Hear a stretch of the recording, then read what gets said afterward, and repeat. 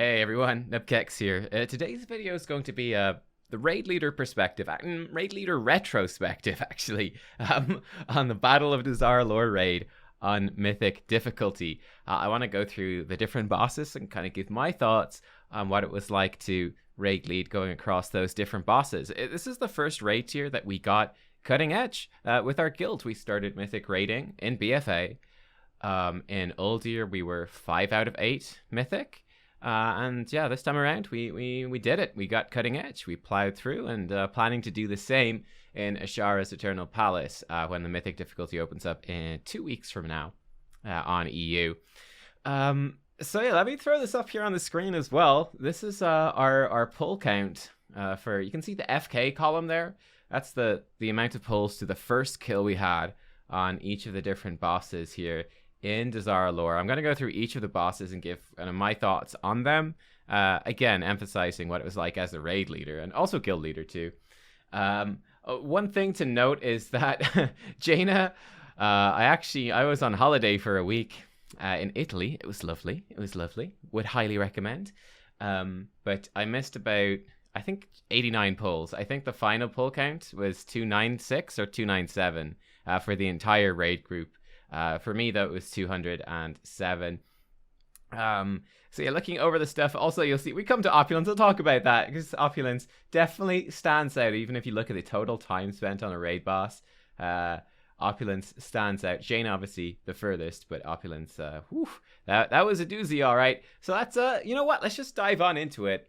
And let's talk about each of these bosses as we go. Alrighty, well, the first boss we have here is the Champions of the Light, or Champions of the Light. I don't even know if that's a plural or not to this day. I have no idea.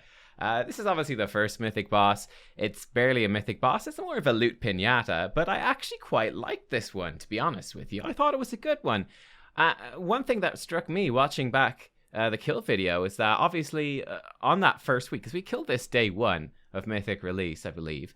But at that time, there was a lot more mechanics that went into it. It actually mattered.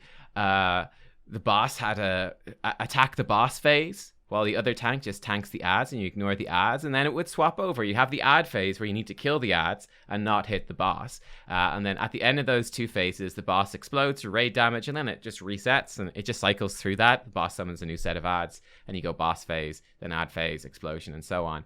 Now, you had more of those phases at the start because our damage was less, and less healing meant that the damage coming out from the ads and the boss actually mattered. Funnily enough as well, one of the boss mechanics is that you have to kick the caster ads. There's 2 caster ads with each set, and each of them needs to be kicked because they do. I think it's a 10-second cast, and if it goes through, it fully heals the boss, which means a wipe. So I had to put raid markers down the first time we killed this. We had to have, I think, 6 different kicks assigned to handle the different caster ads. It was kind of crazy. These days, of course, we just zerg the boss. The boss probably dies in like 1.5 minutes, maybe 2 minutes. We just stack everything up and cleave it all down, and we kind of just ignore all mechanics. And you know what? I kind of like that. I kind of like that a lot in the first boss. But yeah, the first couple of weeks, it's a bit of a challenge. But then once you get a little bit further into the expansion, you get some gear. It just becomes a kind of a fun cheese parsing fest. So yeah, there you go. Thumbs up for me on this boss. Simple. Easy. I liked it though. The second boss for Alliance, the third boss if you're on the Horde side, but we're Alliance, is Jade Fire Masters. One thing that immediately noticed here is that, yeah, I kind of forgot to record when we killed this boss. So this one was from Boy's perspective, who's kind of the assistant raid leader. So yeah, shout out to Boy for providing the video for this. Another thing also, I meant to say it on the previous boss that struck me here, was just how much our comp changed in terms of our roster, in terms of the players we actually had. We've got slightly different players in this time. I think a couple of them are still the same, just on different characters. But I think on both this boss and the first boss there, out of the 20 players on either of these fights, on the first boss and on this one, only 6 of those players are actually still on the roster, or are on the roster that we killed Mythic Jaina with. So that was something that was a huge deal as a raid leader, as a guild leader going into this. I actually, in hindsight, I probably would not recommend trying to build a Mythic guild from scratch, a Mythic raiding guild. It is so much work, and the difficulty spike between Heroic and Mythic is absolutely staggering. It's absolutely staggering. So you run into a lot of big and tough decisions as a raid leader, as a guild leader, in terms of you have players that are friends. They might be nice players, but maybe they're not that good. Maybe they're inconsistent in attendance. They don't farm enough to prepare for the raid. You got a lot of those tough decisions to make in terms of replacing those players or keeping them in. You could have players that are pretty good but are quite toxic to be around, and that sort of stuff. That's a real challenge. It really is. I mean, just the fact that we have 6 players left. I've neglected to say one of the big things, which is just burnout, right? In BFA, burnout. That kind of really affected us maybe 1 to 2 months into this raid tier, where people kind of got bored, kind of lost a bit of interest in the general content, and their performance started to suffer because of that. So yeah, a lot of tough stuff going on there. But to talk about Jadefire, I actually, again, really like this boss. I think this is one of my favorite bosses in the entire instance. There's a lot of mechanics in this fight. Now, it is a really early fight, so the tuning is not that difficult. It's quite forgiving. It's really not that bad. But the mechanics are quite unique, and they're quite a lot of fun. So, number one, you're fighting the 2 bosses. You've got the cool mini game of the multi-sided strike. This took a long time. We'd have 1 to 2 people die every single time to these without fail. I think it took 27 pulls to finally kill this, and a good chunk of those pulls were just, that same player died again to the multi-sided strike. We kind of needed them. I guess we just wipe it now. But each of the little bosses had their own mechanics. You know, the monk summoning in the tigers, the mage throwing down the fire traps, the magma traps, which have to be soaked with an immunity. So you got to assign people to those different jobs. You had to assign people to grab the orbs and bring them to the end of the maze during the maze phase. The maze phase is super cool. You had a bomb phase, the most dangerous one, where you've got the 3 bombs. You have to go in on top of the bombs and kill them one by one while they're exploding for pretty high raid damage. And you got some line of sight issues going on. So yeah, honestly, I thought there was cool stuff. And then, of course, the bosses eventually turn into these big old dragons, and it becomes a burn phase at the end. So there's a ton of cool stuff going on in this fight. I thought it was just really colorful, really interesting, and definitely gets a very big thumbs up from me. I thought this was a really cool one. I like this a lot. So there you go. That's Jadefire Masters. The third boss on our list is Grong the Revenant. I actually forgot to say, but again, to bring back, I bet I'll forget to say something at the start of every single one of these boss opinion pieces. But the first boss, Champion of the Light, it took us 10 pulls to kill. For day 1, that's pretty standard, actually. Jadefire took us 27, and Grong took us 24 pulls. So again, for the start of the expansion, relatively standard stuff. Now, Grong was a fun fight as a healer. You can see I am playing a healer on this one. It was a fun fight as a healer. And this is kind of the patchworky type healer boss for this particular raid, really. The boss doesn't have that many mechanics. They tend to be just big, dangerous puddle on the ground. Do not stand in it. And then swap to ads and kill the ads when they're up. Right, the biggest challenge was assigning kicks. This was a kick rotation. You can see it on the right side of the screen. We have 5 kicks assigned per ad. And needless to say, this was a massive challenge to the sort of the new burgeoning Mythic guild. Players are just not necessarily that good at it. I actually think that it's one of the more difficult things for people to do, especially if people are struggling with their rotation, they're struggling with positioning, to then ask them to keep track of kick order. Although it seems very simple to more experienced players and to higher level players, I've definitely found as a raid leader that this was a massive challenge to a lot of players. A massive challenge. And there were quite a large number of wipes were very simply because ads were not getting kicked and people weren't comfortable with it. Even with excess kicks assigned, even backup kicks, stuff would still go through, which is kind of interesting. But yeah, certainly as the healer, this is quite fun. It's all about, planning the big cooldowns to counter the very big and predictable damage spikes, using defensive cooldowns at the right time as well. So I think it's actually a pretty nice boss. I actually quite like it as well. Very simple, very straightforward, not demanding too much. Obviously, relatively somewhat challenging at the start of the expansion, actually quite challenging when gear was low, seeing as it is essentially the patchwork fight. With more gear, the HPS checks don't become that much of an issue. With more DPS, less kicks are needed. The boss dies before he keeps getting energy faster as the fight goes on. So you kind of kill him before he gets off an extra tantrum or two. Or death knell for us Alliance. So yeah, not a bad one. And one that, you know, it's kind of the end of the first three. I really think you can separate Dazar'alor into chunks of three. So these were the first three bosses, and they're very much, these are the easy ones. These are the ones that you're going to be able to do in pugs, really, kind of midway through the tier, I would say. You'll probably find a pug and be able to do this relatively easily. It's not that bad at all. But yeah, this is sort of the end of that nice sort of easy coasting through it sort of position. And then we move on to some of the harder bosses. Let's go. Alrighty, next up we have... Oh boy, this boss was the bane of our guild. Like seriously, our raid team almost died on this boss. It really did. This is Opulence. I would definitely describe Opulence very much so as a massive wall to any new raiding guild. Again, to reiterate, we came into this as a guild that had dabbled in Mythic raiding in Uldir. We were 5 out of 8 on Uldir by the end of it. And then we had some, we had players leave. We had some new players coming into Dazar'alor. When we got to Opulence, we struggled majorly at this point. It's a long fight, first of all. The fight is quite long, whereas the two previous, to give you an idea, again, going back to the stats, the previous two fights, Grong and Jadefire, they were both approximately 4.5 to 5 minute fights for us. 5 minutes 50, actually, on both kills. Very similar. Whereas Opulence was a 7 minute 40 fight. It could perhaps almost be 8 minutes as well, depending. It is significantly longer. And whereas those two bosses took us about 25 pulls each to kill, Opulence took us 70.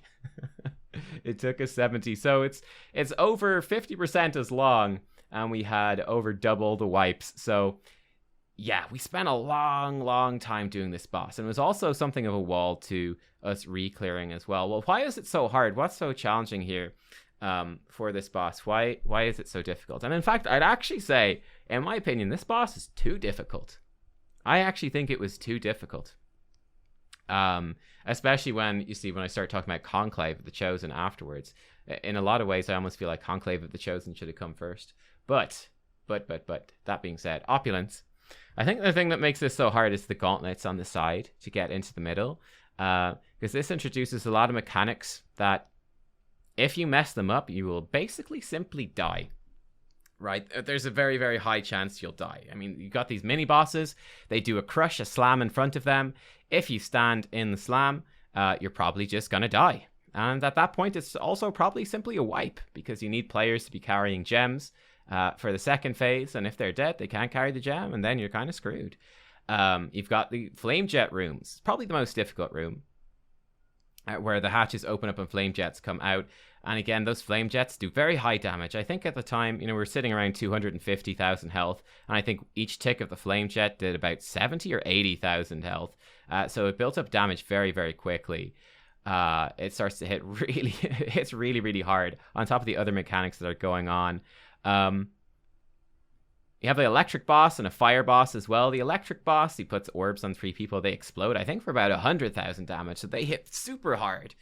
So you can imagine at this point, right, if you add a player with an electric charge, panicking, running out too late, running through a flame jet, getting clipped for 70,000 damage, then the electric charge explodes for 100,000 damage, and then they just walk into a flame jet again because they're not paying attention. They haven't used any defensive, and that player can very quickly die without healers actually being able to respond to it, right? Because, well, they're not expecting someone to just eat a bunch of flame jets or make mistakes like that, not use defensive. So personal responsibility became the huge thing. And in fact, as the raid leader, there was very little to do in terms of calls. There was very little impact to be had in terms of that. It was very much so a case of going, of getting the info and putting it out there, pointing out people that are dying early, most importantly, people that are dying without using defensives, etc. The fire side had Flames of Punishment. The boss kind of spins around and blasts in front of him. And again, this is simply a one-shot mechanic. If you're hit by this, you'll die. It's actually quite extraordinary to watch this back and to see or remember the amount of players that would die to just the basic Flames of Punishment. it's obscenely easy to dodge. But, you know, coming into this early Mythic boss, you have a lot of players that simply are not of a standard that they're able to actually do that. They just can't do it. They're just not focusing on the environment around them. And I guess that's probably the thing that sums us up most, actually. It's environmental difficulty. That's what's actually challenging. It's paying attention to where you are in a small room and where the effects are coming in. Like, are you standing on a lightning charge? Are there flame jets between you? Are you standing in such a way that you can't escape this flames of punishment? It's about doing that stuff properly. And a lot of players definitely struggle with that majorly. My gosh, we had so many dumb wipes to it. It's unbelievable. And for that reason, I think it's too hard. I think there are so many mechanics that are all about personal responsibility, personal survivability, compared to the bosses which came before, which really didn't have much of that at all. I actually think it's too large. I think it was too large of a difficulty leap on that perspective. Now, maybe that's just me. Maybe other people don't think the same way, but that's certainly what I think. Then coming into phase 2 is actually quite easy. Just nuke the ads. People with the liquid gold debuff run out. We had a lot of problems with people with liquid gold simply staying in. Weak auras became essential for this fight. Not really as much on the previous fights. This is the fight where weak auras became a big deal. Here you go. Here's a giant glowing weak aura blasting in the middle of your screen if you have liquid gold, because people wouldn't recognize it otherwise. It was kind of crazy. We had a lot of issues as well with healers. They need to heal somebody to apply shadow protection, and they need to do this preemptively, because typically in phase 2, in fact, people, unless they get the debuff, they don't actually take much damage. They don't take any damage, which means that smart heals won't actually hit them. So the healers would have to kind of, intentionally heal people. They'd have to drop healing cooldowns maybe a second early, waste 1 tick of Tranquility, waste 1 tick of Healing Tide, of Divine Hymn, in order to apply the shadow protection, so that people would survive the big shadow AoE that the boss does, I think, twice. And that was a massive issue for us as well. We had healers just, simply wouldn't do it. They'd be looking to get every single tick in, kind of hogging logs, get every single tick in. So maximize your HPS on the meters instead of using it early to ensure that people have shadow protection and don't die. That sort of stuff. I could go on and on, honestly, in terms of things that went wrong on this boss. But the main thing is, personal survivability and really playing mechanics properly. This is one where it's going, there's a lot of mechanics in the environment. There's a lot of things for you to do individually. If you pay attention, it's not too bad. But really, this is, in my opinion, this is the first Mythic level boss that says, it's not an end of the tier. It's not a final, 2 or 3 Mythic bosses. It's not that point. It's not saying you need to be actually really good. You need to be playing really well to beat this boss. This is the first boss, though, that says you need to not be playing bad. If you're playing badly, you're going to lose to this boss. You can still kill the first 3 bosses playing badly, no problem. But if you're playing badly on Opulence, you're simply going to die. And you're not going to kill it. So yeah, there you go. That is Opulence. And the bane of our guild, the boss that we spent the most time on. And you put the boss we spent the most time on, aside from Mythic Jaina. So there you go. What a boss, guys. What a boss. Next up, guys, we have Conclave of the Chosen. And this is a really easy boss. It's incredible. It's insane. This boss ended up being super easy. It's actually kind of crazy. This boss had the second fewest pulls to the first kill for us. Only the very first boss of the instance, Champion of the Light, at 10 pulls to the first kill, took less.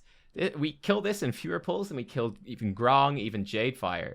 It's kind of crazy. 15 pulls to our first kill on Conclave of the Chosen. In fact, we started extending relatively soon after this. We actually killed Conclave 3 times, and it took us 22 pulls. So we had a couple of wipes even after it on the reclears, but the reclears really not that bad. I think it's kind of telling that with Opulence, we spent almost 11 raiding hours fighting Opulence, compared to Conclave, where we spent only 1 hour 50. A rather stark and dramatic difference. In my opinion, they really should have had Conclave. In terms of difficulty, I'd consider Conclave to be significantly easier, obviously, than Opulence. And I kind of feel like they probably should have come before They probably should have come before Opulence. I think that would have been better to have, a bit of a, harder boss than Grong. Because obviously coming into Conclave, we had a lot more gear than we did fighting the first two bosses. Jadefire and Grong. We had more gear, and we had some better players too. So that's part of why the pull count was lower, but I feel like the proper place for this is definitely before Opulence. But there you go. This is what they did, and that's it. A part of what made this quite easy as well was that compared to Heroic, there was only one extra mechanic to deal with, and that was curses. So as the fight goes on, there's more and more curses going out, and that curse just prevents those players from being healed.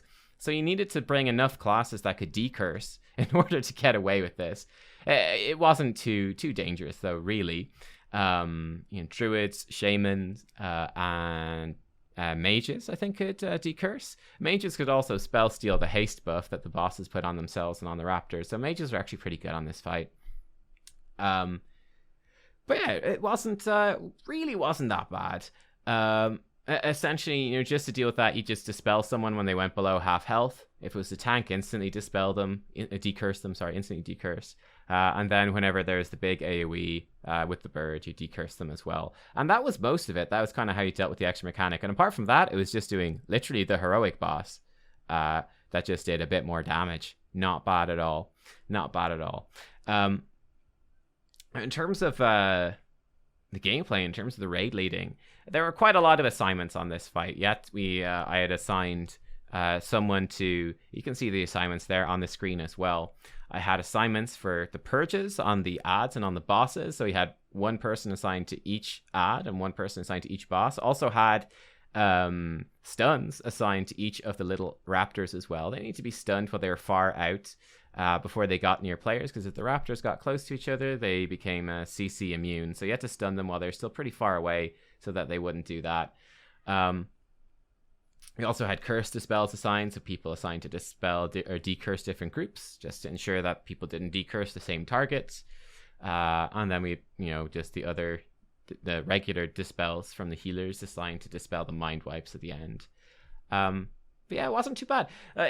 Assigning healing cooldowns was still quite important. Timing Bloodlust was another one of the big decisions as well, because the times that you kill the different bosses affect the different triggers in terms of when they would actually have their abilities overlap. So he didn't want the Akunda's Wrath, for example, to overlap with the Paku's Wrath. Akunda's Wrath is people explode and shoot out lightning orbs everywhere. Paku's Wrath is everyone has to stack in a small circle. Put the two together, and it's kind of a nightmare. But honestly, this one wasn't too challenging, really. Just assign players to use their abilities. A Monk Ring of Peace to protect from the raptors when you're in the winds, and the boss kind of fell over relatively quickly. I still think it was a fun boss. Very chaotic, I would say. It certainly felt very chaotic with people running around with the raptors and whatnot. But it was a decent one, though it should have been easier earlier in the instance, considering that. Next up, we have King Rastakhan. And this was the point as well where we started extending our lockout after we killed King Rastakhan, which was maybe a little bit early. I think typically people would look to extend after they killed Mechatork, because Mechatork was a very difficult boss. People would typically re-kill Rastakhan, but for us, this was the point as well where we got very close to kind of our final roster. You'll have noticed that the roster keeps changing over the course of some of these kills. Actually, funnily enough, as I'm looking at this, we actually had a pug mage. Oxy, the mage there in the bottom group in the raid. He was actually a pug. I think he was I think he was a cutting edge player at that point. His main guild had got cutting edge. He was still raiding with them on his druid, I think, and he's very good. So he was playing mage on his alt, gearing that up. And we were kind of lucky enough to snap him up to fill in our spot because we were kind of low on players. This is sort of the middle of the tier. This was us kind of recovering, kind of getting into recovery of a lot of the roster changes that we had to deal with replacing, with players quitting and with having to replace players as well. So yeah, this was kind of coming into that. We still hadn't kind of completed the roster. I feel like the final roster really kicked in more so at Mechatork. And then certainly for Stormwall and for Jaina, we had a pretty stable, pretty steady roster, and a good roster too. But this was definitely getting to that point, so things were getting better here. But yeah, Rastakhan, it took us 34 pulls to kill him. And this is actually one of my favorite bosses. I really like this. Funnily enough, Opulence kind of scarred me because it was such a hassle to kill. Though I loved the idea of Opulence. I thought, collecting the gems was super cool, like a bit of a gauntlet. The gauntlet idea was cool. The gems were cool.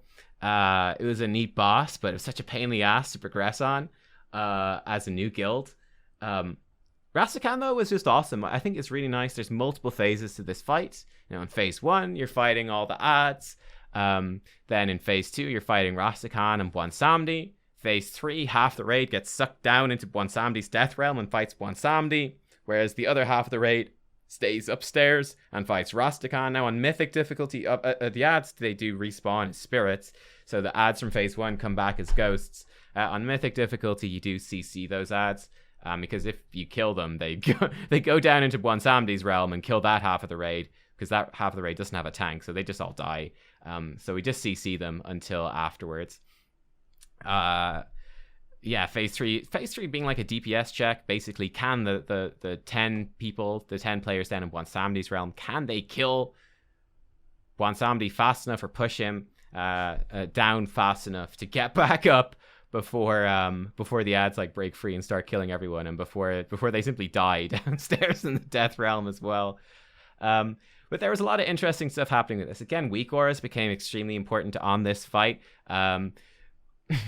We got the infamous spread weak aura for this one. So essentially, Rastakhan, throughout the entire fight, casts the Plague of Fire ability, which puts a spreading Plague of Fire around players. I think it spreads to any player. After a few seconds, it spreads to any player within 6 or 7 yards. I think it's 7 yards. So everyone had to be spread 8 yards away from each other. And we got a weak aura that coming up 4 seconds to that ability being cast would just start yelling spread, spread, spread, spread. To the whole raid, just to make sure, and flash spread in the center of your screen, just to make sure that everyone could do it properly. The importance of weak auras, like those things, oftentimes that's the best thing you could do as a raid leader. I guess back in the day, you probably would have been calling all of that stuff yourself, whereas these days, you want to get weak auras that can call that stuff as much as possible, and remove that threat, and kind of leave more of the decision making, like how to handle stuff going a little bit weird, stuff going a little bit wrong.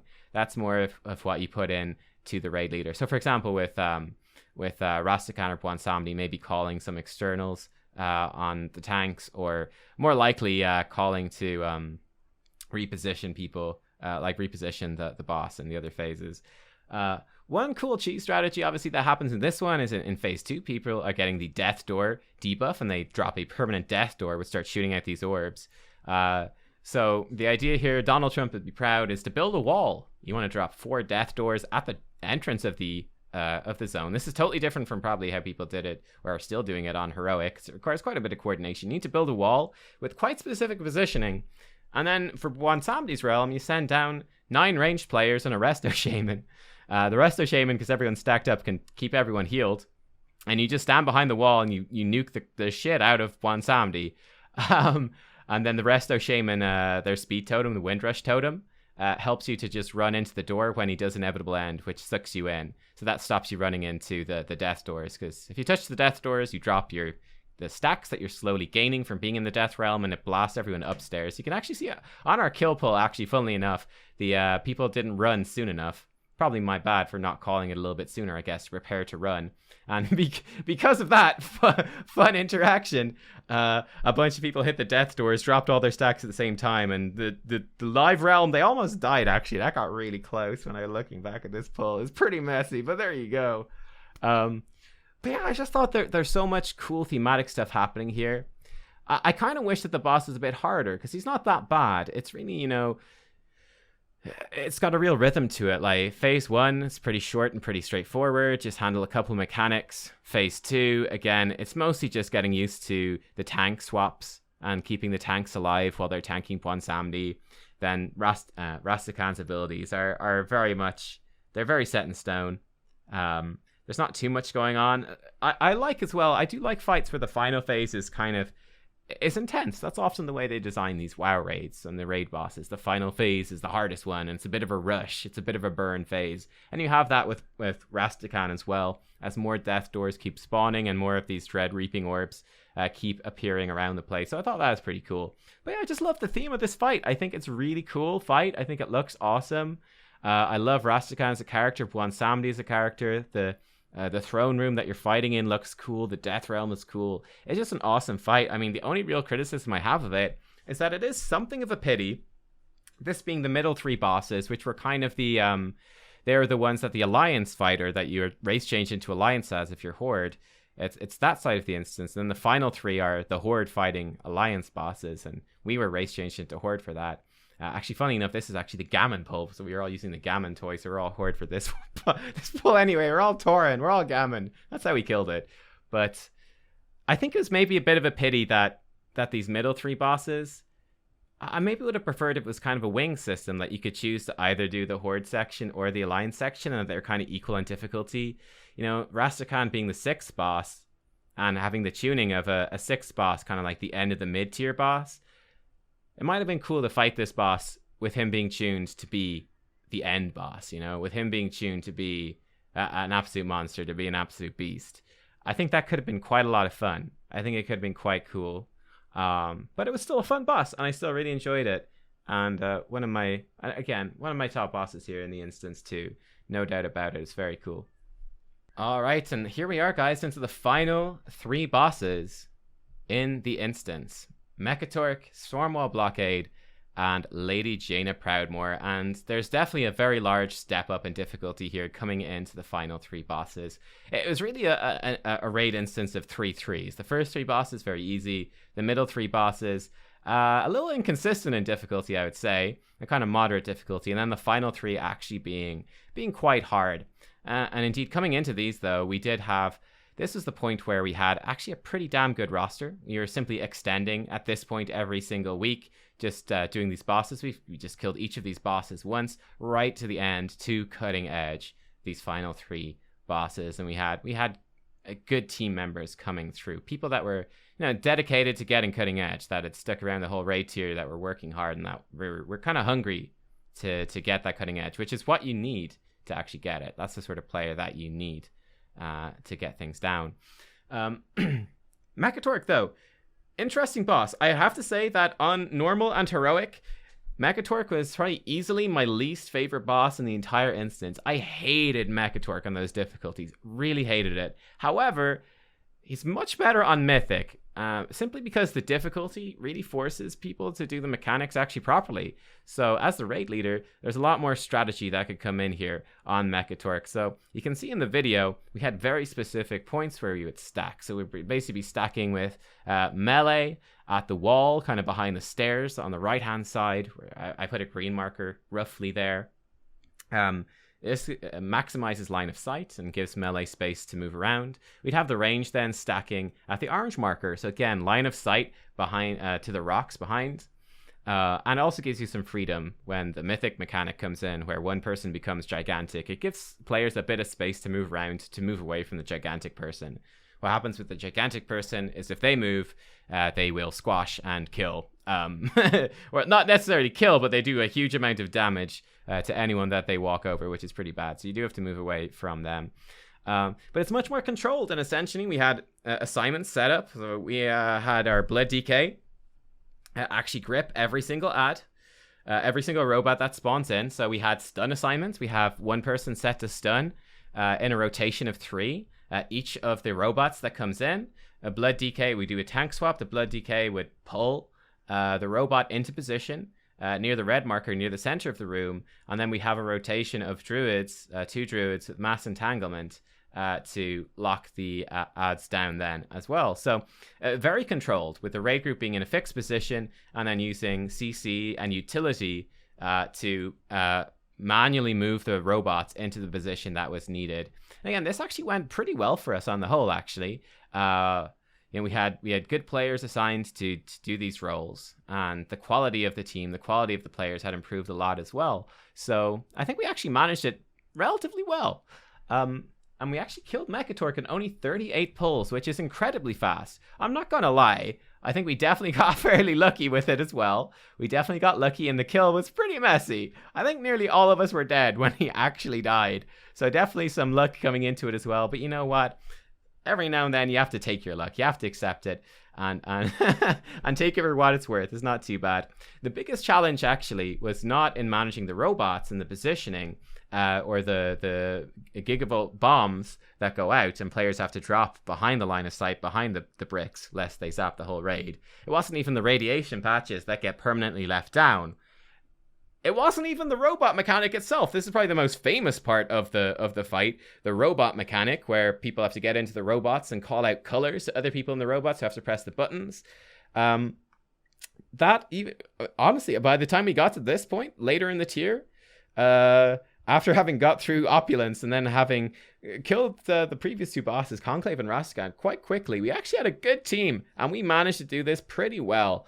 That wasn't the problem. The bigger problem was really managing dispels and life grips on players that and slow falls on the players that were afflicted by the wormhole. That was the biggest challenge for us, was making sure that those dispels actually go out. It's kind of bizarre, in fact, that was the challenge in some ways, seeing as dispel assignments, being assigned to dispel people in particular groups. That was a common. You can see poly dispels in the assignments there on the screen. That was a very, very common thing that we did on multiple bosses. That was a thing on Jadefire Masters. It was on Conclave. It happened on previous bosses. So it's kind of weird, kind of bizarre to see that be something of a problem here on Mechatork. But that actually genuinely was the toughest thing. Now, of course, we had 2 paladins and 2 shamans, so it was kind of fun for me as well, and kind of nice that as a raid leader, you're obviously fairly aware of what's going on, too. So as a priest, I was able to use life grip to save the shaman when they got knocked up. You get thrown into the air. Occasionally, 3 people get polymorphed and 3 people get thrown into the air whenever there's a world enlarger. Not world enlarger, sorry. Whenever there's the wormhole generator. So you could use life grips to save them. So we had a few priests, so we could use life grips to save those people. The mages apply slow fall to those people as well, so they could slow fall down, make cancel aura macros, that sort of thing. Weak auras were again important here with the Buster Cannon. Buster Cannon killed a lot of people. It's kind of funny, the gigantic laser that he charges up for several seconds and then fires it slowly across the room. That was also the other large cause of wipes, hilariously, considering that you'd think again that would be relatively easy to dodge, but apparently not. Apparently not. There's quite a lot going on. But definitely in comparison to this on the lower difficulties, where people are running around everywhere, where there's no set position, where the robots are just kind of stopping where they are, and then you've got a bunch of players that maybe aren't that familiar with each other or aren't that good at communicating, trying to work out and trying to call the robots. It's kind of pure chaos. It's a kind of a mess. It's kind of a disaster. Mechatork on Mythic it's a lot more streamlined. It makes a lot more sense. And that actually, for me, made it a lot more enjoyable. It really did. And then, of course, you got the final burn phase after the intermission, where you've got exploding sheep to deal with on top of everything else. There's bonus robots being dropped in, so they're harder to control. And there's just a ton more raid damage going out, making things more difficult. Yeah, this is... I don't know if I would say I like this boss. I think he's okay. Yeah, I think he's okay, and definitely enjoyable enough on Mythic. Really, really did not like this boss. On the lower difficulties though, and while I think it was a cool idea to have voice comms so the robots come in, I'd prefer to see a boss like that probably in a raid like Crucible of the Storms, or Crucible of Storms, whatever it's called, in a side raid, as an optional encounter rather than as a serious encounter that everyone has to do to get to the end of the instance on the other difficulties in the main instance. Yeah, not a fan of that, but there you go. On to the final 2 bosses. That's not the final, but the final 2 bosses here, guys, as well. Stormwall Blockade. And as you'll see, actually, funnily enough, coming into this one, we have 2 Demon Hunters in our comp at this point. However, they're both missing for this particular night, so I had to jump onto my Demon Hunter to get the kill, and we actually did get the kill. As you go through, it's important to have the Demon Hunters. In fact, it's essential to have Demon Hunters because of Chaos Brand. One of the most annoying things about raiding, actually, 2 of the most annoying things about raiding in Dazar'alor, really. One of them was the damn trinket called for the first few bosses. I can't remember what it's called, but the trinket that would only give you stacks if you were stacked up with other players who had the trinket. a caster trinket. So you'd have all the casters who want to stack on top of each other and not stack properly with the raid and not get healed and all the rest because need to get my damage. Now, of course, so many of these final fights, you are stacked up all the time, so that trinket wasn't useful. But thank God for that. But yeah, in this case, Demon Hunter, Chaos Brand, 5% more magic damage applied. So very important to have a Demon Hunter. You can see on the video, I'm using Conclave to basically tag all of the ads to ensure that they have the Chaos Brand on them, so that the magic, the casters, killing them with their dots will kind of get bonus damage and kill those ads a little bit more efficiently. But yeah, I actually really liked Stormwall Blockade. I thought this was a really fun fight to progress on. Once again, just like Opulence, the raid team splits up into 2 groups of 10 to take on the 2 side boats. And this is, it's quite more controlled as well on Mythic, much like Mechatork was. It's very controlled. It's all very planned out. In fact, you basically let the bosses just channel an ability that empowers the boss and gives the boss energy. You let them channel that for as long as possible. Now, if the boss hits 100 energy, he just does a big cast that just wipes it, one-shots the raid, which is obviously a bad thing. And he gets energy from elemental ads that slowly walk down towards him in phase 2. But yeah, because phase 1 is actually very difficult in terms of the damage going out on the raid, damage taken is very high. You'd essentially just kind of let the bosses do their mechanic, like not deal with it quote unquote properly, in order to mitigate what would happen there. The biggest challenge really for this fight was the sea swells in phase 1. Even sea swells in phase 2, hilariously, despite that being a mechanic on normal. Hey, there you go. They're still somewhat problematic, hilariously. I don't really know why. I think it's one of those things, it's something that definitely strikes me as a raid leader very often, is I feel like when there's a lot of mechanics going on, is that people kind of worry about those mechanics, even if it doesn't actually affect them. So for example, as a ranged damage dealer on this fight, compared to the Stormwall Blockade on normal, like, what is your job in phase 2 as a ranged damage dealer? Well, you stay stacked with the group, you drop the sea swell, and then you move. And you multi-dot the ads, and you kill the boss. So that's basically it, right? It's just stack and move for sea swells, and then you damage stuff. What do you do on Mythic as a ranged damage dealer in phase 2? It's literally the exact same thing. There's the soak orbs that have to go out, but the tank solos all of those, and that's what we did on Mythic. Just have a tank solo every single one. We had me as a Demon Hunter in this pull handle nearly all of the ad orbs. Basically, when you kill the big elemental ad, you pick up the orb and you run over the patches on the ground left by sea swell. You can clear them up, and then you drop the ad at the very back. Have mages, frost mages assigned to slow down those ads to ensure that we have maximum uptime, and then they just sort of slowly die to damage over time, meaning you can focus more damage on the boss. So it's a very controlled strategy, right? It's very controlled. But yeah, despite it being the same, essentially as normal difficulty for most players in phase 2, being pretty AFK, honestly, people still struggled. And again, I feel like it's because there's other stuff going on. You know, like the healers and the tanks have to communicate.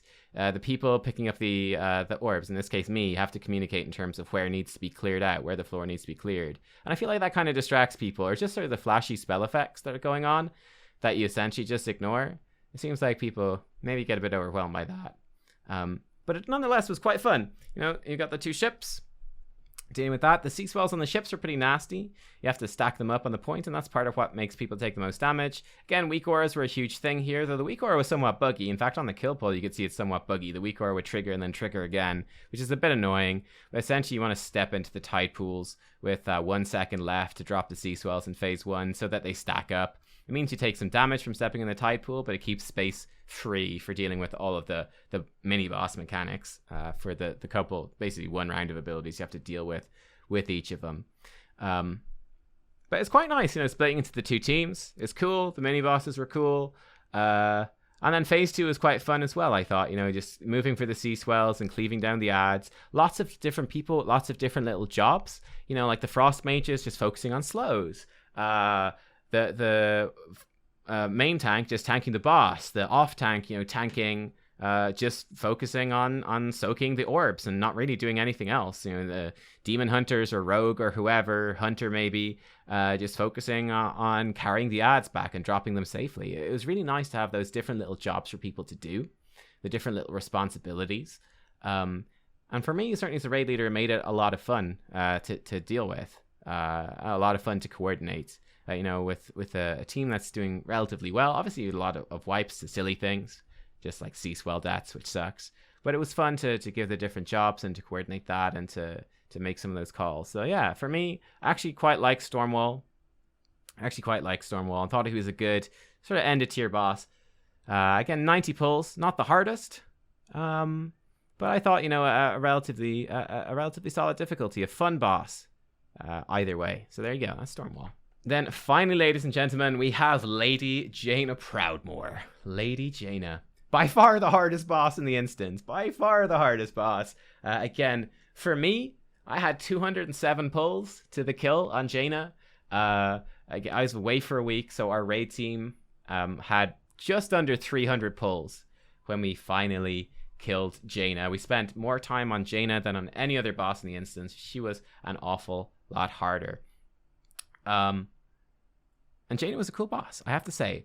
Absolutely spectacular raid fight, really cool. The different phases, the visuals, the theme of it was amazing. You know, fighting Jaina on the ship, then having to go through the intermission, fighting your way through the blizzard, dodging all the little orbs, dealing with her mirror images, and then fighting Jaina. She's calling in the ship to bombard you, dropping the stacks, and then, you know, smashing through the ice wall, trying to escape Jaina, and then finally killing the elementals, running back to Jaina while dodging the bombardment, and then going into the final burn phase to try kill Jaina before she kills you with no way to drop the ever-increasing stacks of chilling touch that are building up in the entire raid, and that will eventually kill you. Eventually and inevitably kill you. So, yeah, thematically a really cool fight. Really cool. Did have a few problems with randomness in this fight, with RNG. Luckily, we did this after the Jaina nerf. We didn't deal with pre-nerf Jaina. They made a couple of changes to her. One of the changes I'm definitely grateful for was that they changed the interaction between Blizzard, which is the Mythic only mechanic, and Icefall. So Icefall would happen in Phase 2 and Phase 3, where you're in the giant circular ice arena, and Icefall would come in, and this would basically send a large line of ice meteors basically across the battlefield, and it would start in a random point and go in a random direction, so you never quite knew where the ice falls were going to go. Now you add that on top of the blizzard mechanic, which would slowly build up the blizzard. You have to be stacked up with players so you don't get frozen. That's fine, but once the blizzard reaches full intensity, it basically reduces your vision to about 5 yards. You can't see outside of that. So luckily we never had to deal with that particular overlap, but that used to be an overlap that would happen, was that an icefall would happen during the blizzard. Hey, the icefall's in a random position. If you get hit by the icefall, it's a wipe. Even if like one person gets hit, it's probably a wipe. It's really bad. But you're in the blizzard, you can't see where it is. So yeah, for people that did her before the nerf, they had to deal with just a whole bunch of wipes that just happened because, oh, Icefall happened during Blizzard. We couldn't see where it came from. It killed us. Well, GG, I guess. So that kind of sucked. I'm glad we didn't have to deal with that.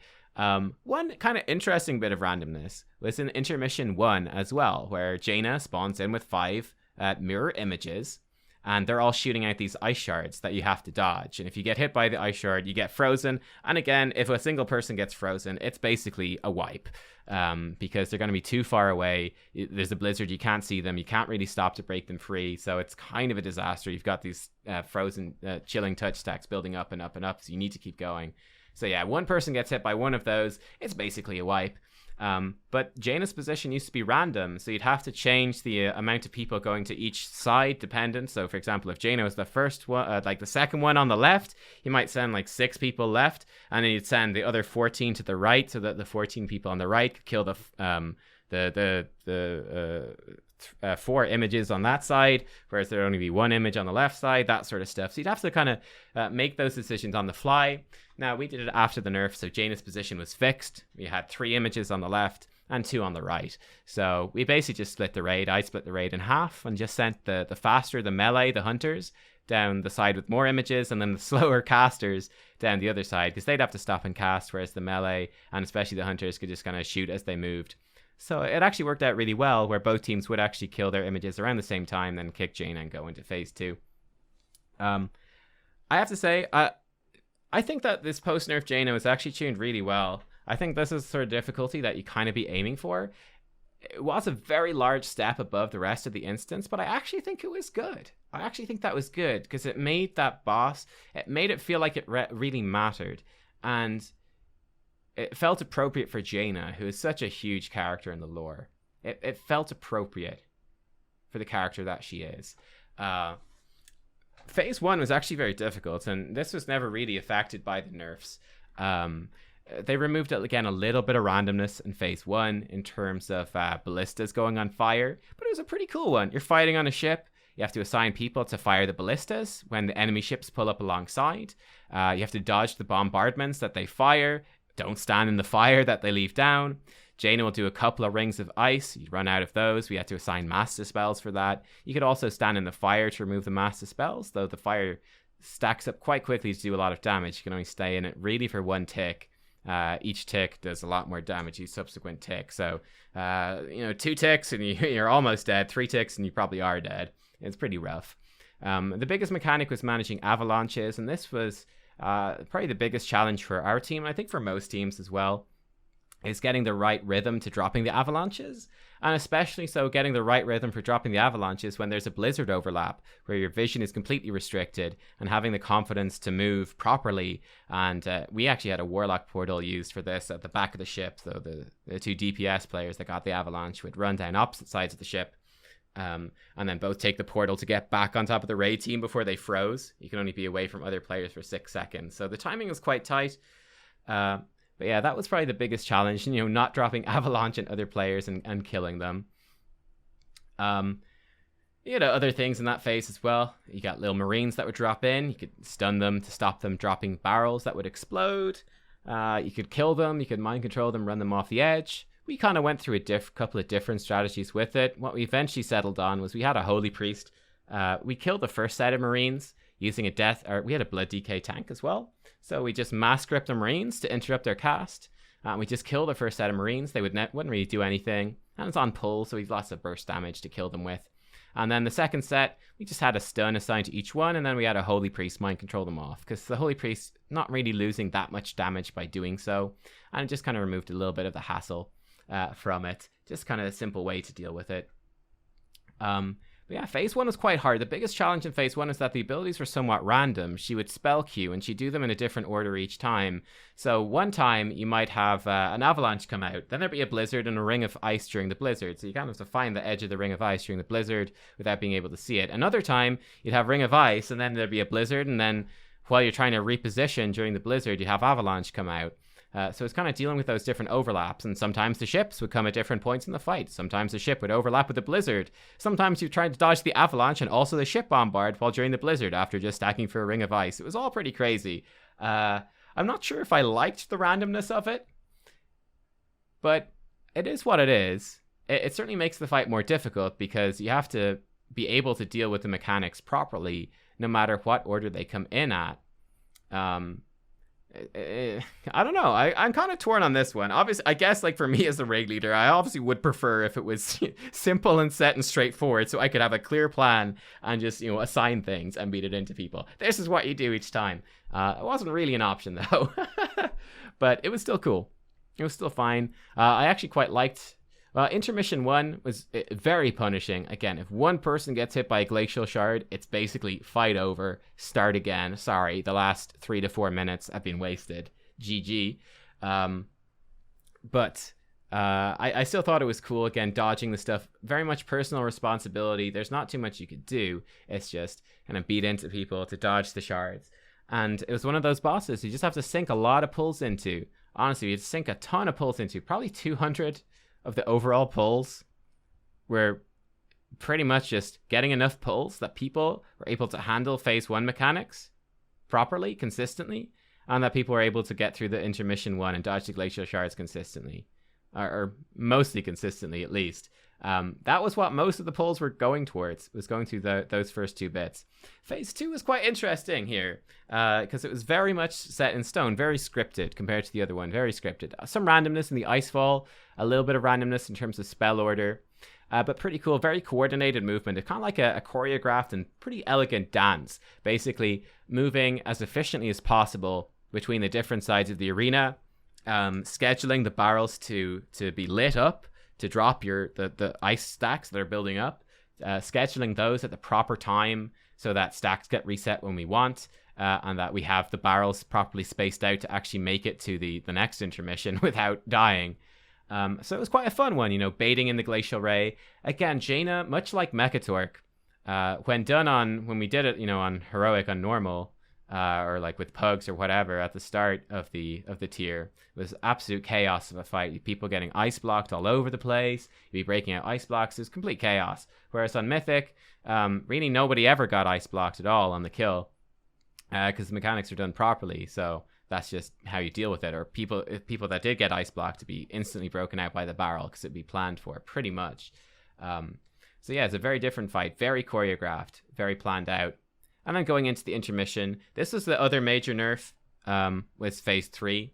Basically, there's a big ice elemental. The ice elemental just beats on the tank. Then they also do a cast that needs to be interrupted, a water bolt volley that just hits everyone for pretty high damage and applies stacks. Pretty bad. You have to kick every single one. And then it also puts a Heart of Frost, which is a pretty hard ticking debuff, which also applies ice stacks to anyone near the player that has the debuff. So the Heart of Frost people need to move out.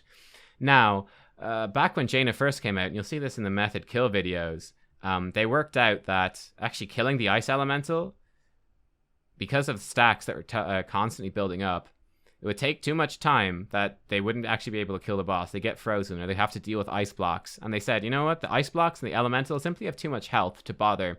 So what they'd had to do was simply tank the ice elemental, just bring it with them, not focus on it at all, and just burn Jaina before they all died. So they had to deal with Heart of Frost happening during phase 3 when you're burning Jaina. They had to deal with a kick rotation in phase 3 and the elemental. They had to deal with different positioning to deal with the Heart of Frost and the extra damage that's going out, extra stacks on the tank. The tanks die in phase 3 and get rezzed, rather than getting ice blocked, because the ice blocks are too hard to deal with. So you'd have to deal with Jaina and the elemental beating on the single tank when one of them dies. You'd have to deal with threat on the two things when the tanks are dying as well, and managing that. So really difficult, like insanely difficult. It's, having beaten this boss ourselves, I am just blown away looking at Method's skill, at how skilled these guys are to have pulled that off. How insanely difficult that must have been. Like, it just boggles my mind. It was so difficult. For us, it was a much more simple tactic. They nerfed it so that your stacks would drop in the intermission, in the second intermission. So very simply, just kill the elemental. When you kill it, it splits into 2 mini ones, and you just kill those as well. It gets a little bit chaotic at that point, because you have the barrages from Jaina coming in at that point to dodge on the floor. And then you got 2 elementals to kick. You got more Heart of Frost to move around as well, and difficult to deal with the Heart of Frost when you're dodging stuff on the floor too. But once you get through that point, it's a much more chill experience. It's just kind of make your way over to Jaina, wait for the stacks to drop, and then go into the burn phase with no elementals to deal with and no residual stacks from how well you handled kind of the end of phase 2 and the intermission. So significantly easier in that sense.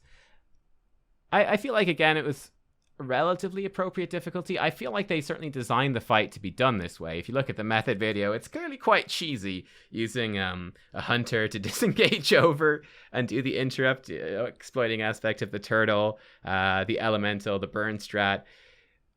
I think they probably did intend people to get ice blocked and for you to break them out. That was probably the intended strat, but in Mythic, that's not what you do. Any ice block is really bad.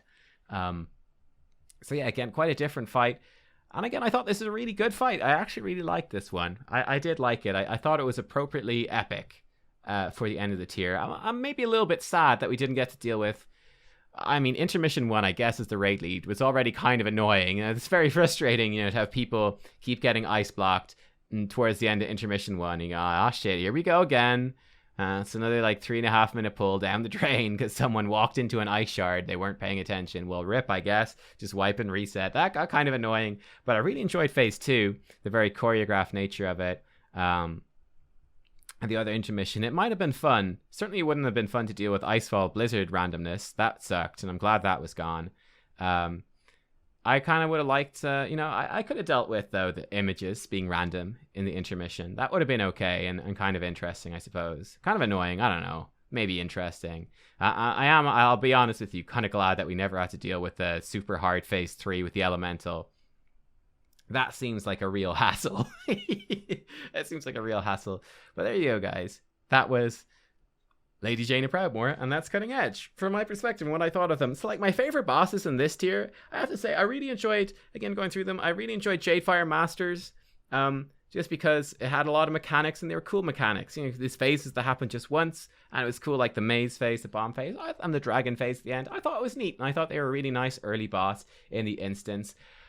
I liked Opulence from a theme perspective, the idea of gems. Absolutely despised it as a raid leader, and I think it was probably the death of many an aspiring Mythic guild that got to Opulence and went, oh shit, actually we suck and we keep dying. You know, the sort of the frustrations and the toxicity that can kind of grow out of that. So yeah, Opulence, probably my least favorite boss overall, though on the lower difficulties, one of my favorites. Rastakhan, big fan of Rastakhan, really epic fight. A little bit too easy, I thought, a little bit too easy. Maybe even much too easy, but a really cool fight nonetheless. Cool mechanics, cool theme, and really enjoyed it. Then the final three bosses, I quite liked all of them. Mechatork, hated it on the lower difficulties, but pretty fun fight on Mythic. Stormwall Blockade, quite a lot of fun to progress, and again a very cool fight, splitting on the two ships and then grouping up in the middle with everyone having their own little job to deal with. And then finally Lady Jaina, very, very difficult fight, and one with a lot of coordination, a lot of individual responsibility. You kind of just need a lot of good play from everyone on the team, all put together as a good raid group to actually take her down. And I thought that was really cool. The fight is super epic, super thematic. And there you go, guys. That was Dazar'alor. Let me know what you thought of it. How did you enjoy it at whatever level of raiding that you were doing? And yeah, are you looking forward to Azshara's Palace? I'm curious. I'm excited to dive into it myself when Heroic comes out next week and when Mythic comes out the week after that. So stay tuned for those videos, and you can probably catch them on the stream as well if you're interested. Until next time, thanks for watching, and bye-bye.